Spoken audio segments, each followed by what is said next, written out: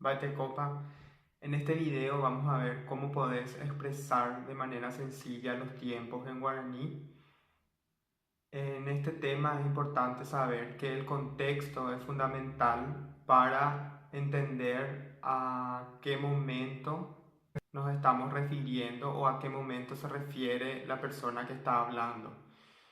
Por ejemplo, si decimos añe'e guaranime, puedo estar expresando, según el contexto, tres cosas. Primero, que es una actividad que realizo en general. Segundo, que es una actividad que realizo en este momento. O tercero, que es una actividad que realicé en el pasado.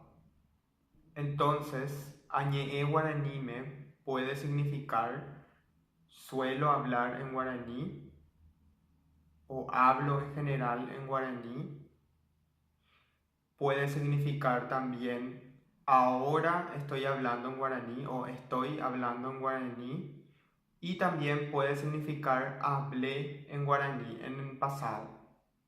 Si nosotros queremos especificar a qué momento nos referimos, entonces generalmente le añadimos palabras que le dan contexto a lo que decimos. Así, amba'apo, en general trabajo, ahora estoy trabajando, trabajé. Pero si yo digo con anga, amba'apo, entonces especifico ahora estoy trabajando. Con anga, amba'apo.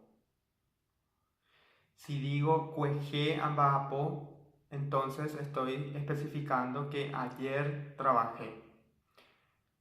La misma cosa sucede con las preguntas.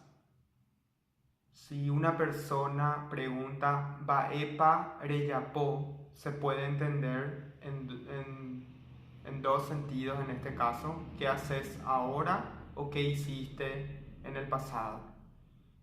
Entonces, Baepa Reyapo, Ajendu Purajei Ayepasea. Baepa Reyapo con Anga, Ayepasea, Ajendu Purajei. Baepa reyapo cueje, ayepasea, ajendu purajei.